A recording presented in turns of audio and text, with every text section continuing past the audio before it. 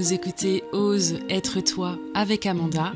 Je suis psychologue et psychothérapeute et je vous propose de partir ensemble à la découverte de notre monde affectif pour développer notre boussole intérieure, gagner en confiance, en autonomie et en liberté et retrouver tout notre potentiel en allant vers une vie équilibrée, dynamique et sereine.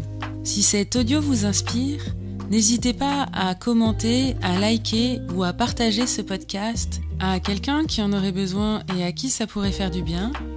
Vos contributions sont très précieuses pour moi. Elles me permettent de développer mes interventions et de tout cœur, je vous en remercie. Bonne écoute! Je suis ravie de vous retrouver pour ce nouvel épisode pour commencer l'année et je vous présente mes meilleurs vœux.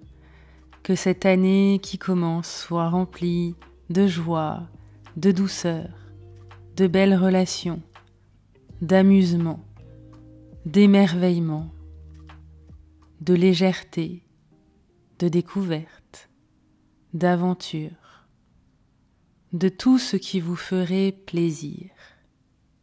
Il y aura évidemment pour chacun d'entre nous tout le reste qui viendra nous parasiter, nous enquiquiner, nous agacer. Alors, puisque de toute façon ce sera là, autant y ajouter aussi de belles choses et des choses plus légères. Et donc, nous allons passer cette année ensemble au fil des épisodes de podcast. Et puis, vous allez le découvrir aussi, mais je vais vous proposer de nouvelles choses à partir de 2025. Des ateliers, des groupes, et je suis vraiment ravie de vous retrouver sous ce format-là. J'ai animé un groupe là pendant les fêtes et j'adore faire ça, vraiment. Je me sens très bien, je me sens pleine d'énergie après avoir animé des ateliers. J'ai envie de sauter partout, d'exprimer l'élan dans lequel je suis et j'ai envie de poursuivre ça. Voilà. Donc, restez à l'écoute pour mes nouvelles propositions. Et aujourd'hui, pour bien commencer l'année, on va commencer fort. Je vous propose un épisode sur un thème qui me paraît vraiment important quand on a envie de se faire vivre de belles relations, en particulier dans le couple. Ça dépasse le couple. Ce que je vais vous dire aujourd'hui, c'est vrai aussi pour les relations familiales ou les relations amicales. Il n'empêche que c'est particulièrement vrai et adapté pour l'espace du couple. Mais restez avec moi si vous n'êtes pas en relation, parce que ça peut vous aider à ouvrir des portes et peut-être justement à établir une belle relation d'amour avec quelqu'un. Le couple n'est pas un but en soi, pour moi en tout cas, et en même temps, c'est une sphère qui est très importante, qui nous permet d'expérimenter des choses. Pour moi, l'espace du couple, c'est un lieu de découverte, d'expérimentation, de développement, d'épanouissement. Et c'est pas le seul. Et en même temps, ça tient une place importante dans nos vies. Donc c'est pour moi être dans une posture qui ne se ferme pas à cet espace-là et en même temps qui ne fait pas tout reposer sur cette relation. C'est un équilibre. Et il y a 3 mots qui sont à la fois, je crois, les plus difficiles à dire et en même temps les plus puissants, les plus générateurs de proximité, d'intimité, d'évolution, de changement. Ces 3 mots, ce sont merci, pardon, je t'aime. Et aujourd'hui, je vais prendre le temps de décortiquer chacun de ces mots. Je vais vous proposer un atelier à la fin du mois de janvier sur ce thème-là. Comment mieux arriver à dire merci, pardon et je t'aime. Parce qu'évidemment, il y a des résistances, sinon je vous en parlerai pas. J'ai moi-même eu parfois beaucoup de mal à en dire au moins 2, voire les 3. Et j'ai envie de vous donner des clés pour... En fait, c'est comme si cet épisode de podcast, ça vous donne l'idée, le concept, et puis je vous propose un atelier pour la mise en application, pour ceux qui voudraient aller plus loin. Donc je vous en dirai plus sur les réseaux. Vous pouvez notamment m'ajouter sur Instagram, c'est là où je communique le plus. Et puis je vous en parlerai de toute façon dans les prochains épisodes de podcast. Alors, on va commencer à zoomer sur chacun de ces mots. Et je vais aussi vous partager avec son accord les réflexions de mon partenaire, de celui qui m'accompagne et qui partage mon quotidien. Je discute régulièrement de ces sujets-là avec lui. Parfois, je prépare un peu mes épisodes de podcast en ayant une discussion sur le sujet où je lui explique de quoi je vais parler et ça m'aide à organiser ma pensée. Et ses retours sont très précieux parce que même s'il n'est pas de ce domaine-là, il a un regard, une maturité émotionnelle, humaine qui m'apporte énormément, qui m'enrichit. Donc aujourd'hui, je vais vous partager certains de ses retours, les fruits de nos réflexions communes, avec son accord. Je crois qu'il est assez content d'ailleurs de pouvoir contribuer à cet épisode. Et justement, le fait de dire merci, c'est quelque chose qui est devenu vraiment très ancré chez moi. Alors, souvent on pense à dire merci pour des choses importantes, pour... quand on est invité, quand on nous fait un cadeau, ou quelque chose qui marque le coup. Pour moi, il y a beaucoup d'autres occasions de dire merci. Et au début de notre relation, je disais merci pour des choses qui lui paraissaient anodines. Et en fait, il me disait, mais c'est pas la peine de me dire merci, ou mais c'est normal. Et pour moi, il n'y a rien de normal et ça vaut la peine de remercier l'autre. Et donc j'ai tenu bon, j'ai pas laissé tomber mes remerciements quand ils contribuent en fait pour moi à ma vie, quand ça m'apporte de la sérénité, de la tranquillité, quand ça me facilite les choses, quand c'est quelque chose que j'aurais pas à faire. Et je lui dis merci. Mais ça dépasse ça. En fait, ma reconnaissance, c'est de lui dire tout simplement merci d'être là. Merci d'être avec moi, de m'accompagner comme tu le fais. Et peut-être que pour certaines personnes, ça peut sembler normal, mais c'est quelque chose que je chéris. Et lui dire merci, c'est une manière de, chaque jour, mesurer le bonheur que c'est d'avoir cette présence-là à mes côtés. En discutant, il m'a partagé que au début, il comprenait pas tellement et que finalement, que je continue à faire ça, ça lui avait permis de se sentir reconnu, valorisé, que, en fait, il voyait que je m'apercevais de tout ce qu'il faisait et que c'était précieux pour lui et que c'était aussi une manière de se sentir aimé dans la relation. Et ça l'encourage à continuer de faire ce qu'il fait et à continuer de contribuer pour nous et pour moi. Je vous invite à remercier votre partenaire et aussi vos amis, votre entourage, votre famille, quand ils contribuent pour vous. Parfois, c'est pas facile de dire merci. Et je vous invite à pouvoir dire merci, même quand il y a des choses qui vont pas, même si l'autre ne vous remercie pas, même si vous vous sentez pas reconnu. C'est un moment lâcher le si tu le fais pas, je le fais pas. Si tu fais ça, je vais faire ça. C'est sortir de ces mécanismes qui sont très toxiques, c'est du poison. œil pour œil, dent pour dent. Et s'il n'y en a pas un qui commence, qui ouvre la voie, alors on reste tous les deux dans le bazar. Excusez-moi, excusez-moi de le dire comme ça, mais c'est vraiment ça.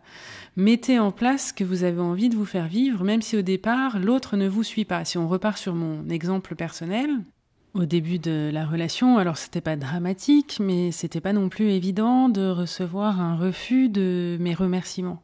Mais je me suis pas arrêtée à ça. Et finalement, ça a été vraiment très aidant, ça a ouvert plein de choses entre nous, ça nous rapproche au quotidien. Donc, votre posture, elle ne dépend pas de l'autre, elle dépend de vous. Et ça, s'il y a une phrase à noter, au-delà des mots que je vous partage là, c'est vraiment celle-là. Ne faites plus dépendre votre posture de qui que ce soit. Et au départ, il y a des rechutes, on quitte la posture qu'on avait choisie pour s'adapter à l'autre ou en fonction de l'autre, et c'est simplement de s'en rendre compte et de revenir dans son alignement, dans son centre, pour continuer à faire ce qu'on a choisi de faire, indépendamment des autres. Et vous allez voir que quand vous remerciez, au bout d'un moment, alors c'est pas pour ça qu'on le fait, c'est pas un investissement, c'est pas pour avoir retour sur investissement. Il n'empêche que le résultat, c'est que quand on se met à remercier, eh bien les gens vous remercient aussi, vous donnent aussi. Quand vous donnez, très généralement, vous recevez. Le deuxième mot, c'est pardon. Alors, qu'est-ce que ça veut dire ? D'abord, une petite traduction pour qu'on soit clair sur ce que ça signifie et ce que ça implique. C'est pouvoir dire « je suis désolé ». Et ça n'a rien à voir avec ma culpabilité. Est-ce que je suis coupable ou responsable de ce qui s'est passé ? On peut dire « je suis désolé que tu te sentes comme ça ». Je suis désolée de ce qu'il t'arrive, sans avoir rien à voir avec ça.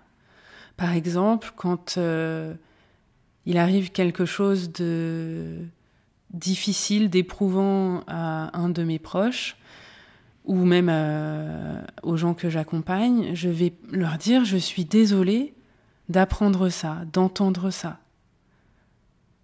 Non pas que j'y sois pour quelque chose, simplement parce que je suis en empathie. Ça me fait de la peine, ça me heurte d'entendre ce qui arrive à l'autre. Ça, c'est la première chose. Donc on peut tout à fait, en couple, se sentir désolé de ce que l'autre ressent, quelle que soit notre implication dans ce que l'autre ressent.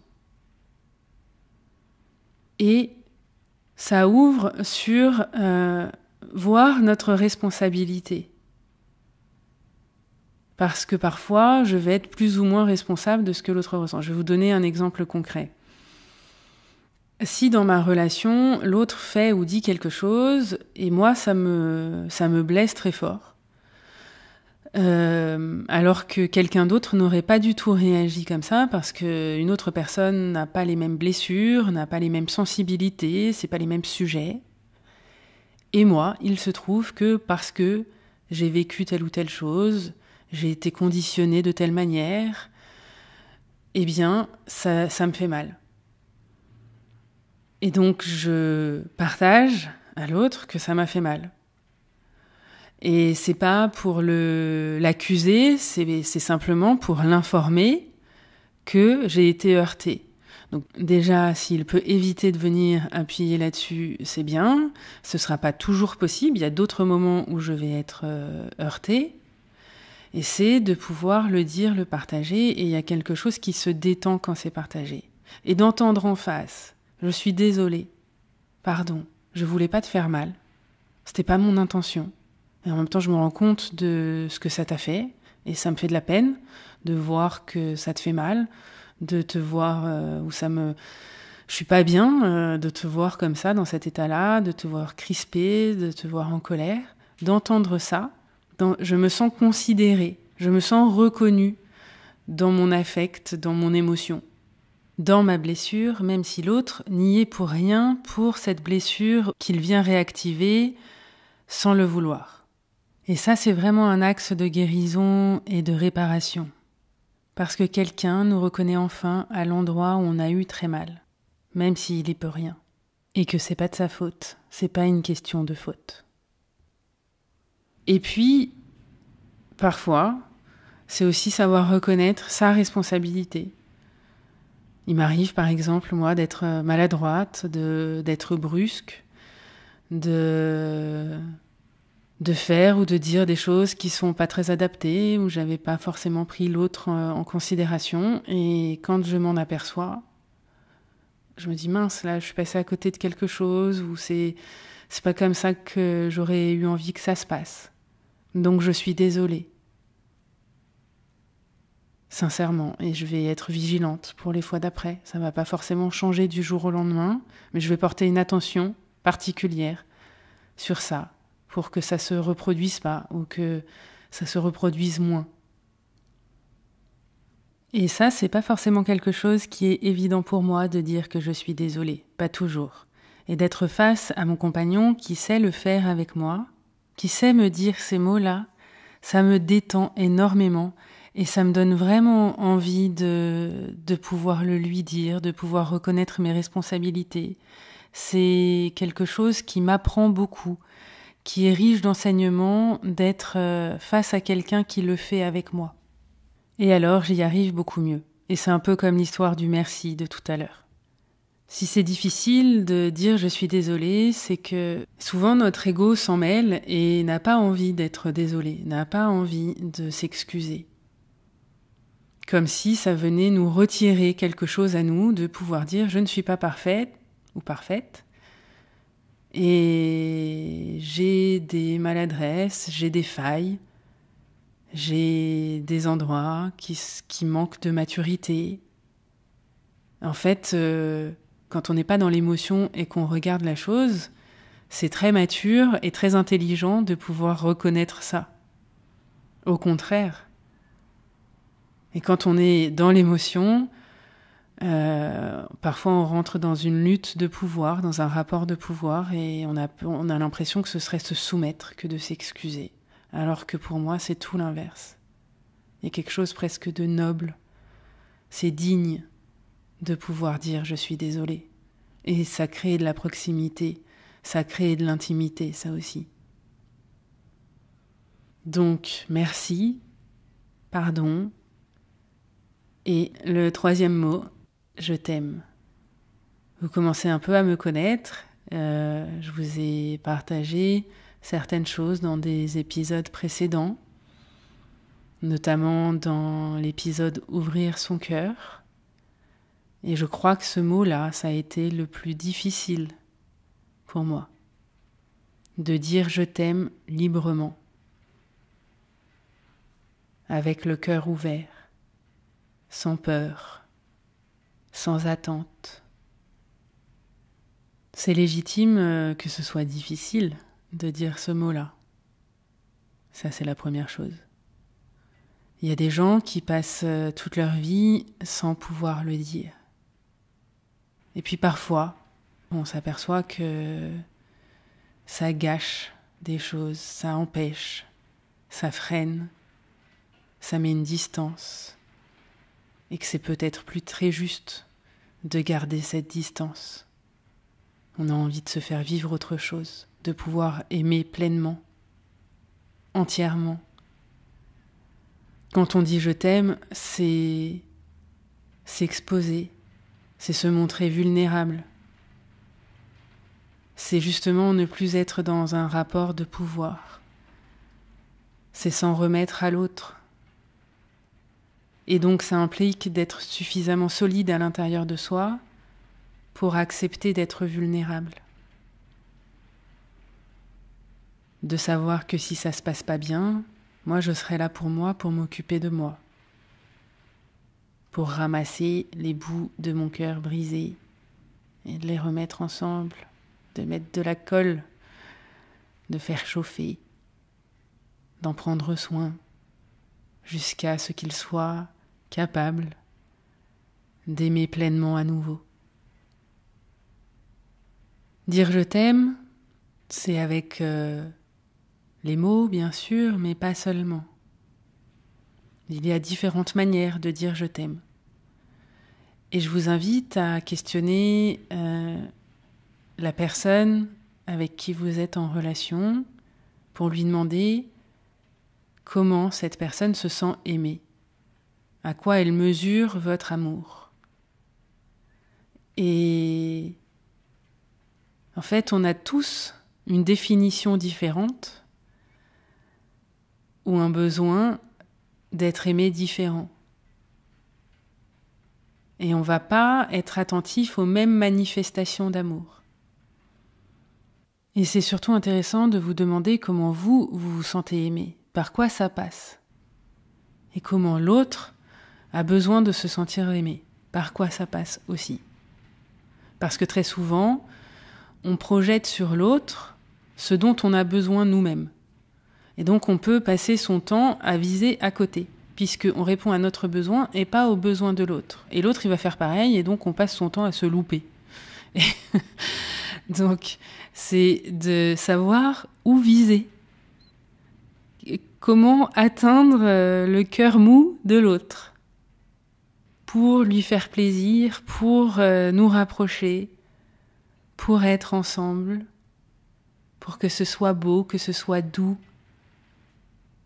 que ce soit généreux, et pouvoir lui exprimer où se situe mon cœur tout mou à moi.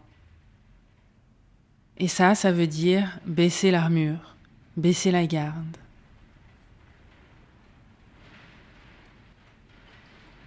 Alors c'est un peu la tempête dehors, ça se déchaîne. Moi je suis à l'abri, mais peut-être que vous entendez la pluie battante sur les carreaux. Et justement, pour terminer, la relation, pour moi, c'est un espace sacré. C'est un lieu où, quoi qu'il se passe à l'extérieur ou en nous, c'est important que ça reste un endroit sécure. Donc il ne s'agit pas de s'envoyer des vacheries, des choses acerbes, violentes. On peut se reprocher des choses, on peut ne pas être d'accord, être en colère, et on sait qu'il y a un endroit d'intimité, une bulle sacrée, qui reste à l'abri de tous ces mouvements-là. Et de pouvoir dire merci, pardon et je t'aime, eh bien ça protège cet endroit. Ça construit l'enveloppe qui protège entre l'extérieur et l'intérieur. Ça nourrit. Ça entretient. Ça prend soin de la relation. Ça met à l'abri. Et si vous ne pouvez pas faire ça avec la personne avec qui vous partagez votre vie, alors il y a de forts risques pour que ce soit avec personne. Et c'est vraiment dommage, parce que ça, c'est très porteur. Ça donne beaucoup de force, beaucoup d'énergie, beaucoup de ressources. Pour conclure, je me doute qu'on va me poser cette question. Comment faire si l'autre n'est pas en accord avec cette vision-là, n'est pas dans cette posture, n'a pas envie de partager ça? La clé, c'est toujours de revenir à soi, de commencer à incarner ce que vous voulez voir se matérialiser à l'extérieur de vous. Je vous disais en introduction que même si vous n'êtes pas en couple, ça peut vous aider à établir une relation sincère et sereine. Parce que si vous êtes vous-même dans cette posture-là sans être en relation, ça va attirer à vous des gens qui sont alignés avec ça. Et de la même manière, quand vous êtes déjà en relation, de mettre ça en place, ça va attirer chez l'autre les parts de lui qui ne sont pas encore exprimées, En tout cas, il y a de grandes chances que ça les attire. Il n'y a pas de garantie, il n'y a pas d'assurance. Mais il y a de grandes chances que si vous bougez, l'autre va bouger aussi. Et s'il ne bouge pas, eh bien peut-être que ce sera un indicateur pour vous. Que c'est pas dans cet espace-là que vos souhaits pourront se réaliser. Quoi qu'il en soit, ça vous fera avancer. Donc revenez à vous. Voilà, c'est tout pour aujourd'hui. Merci. Pardon. Et je vous aime.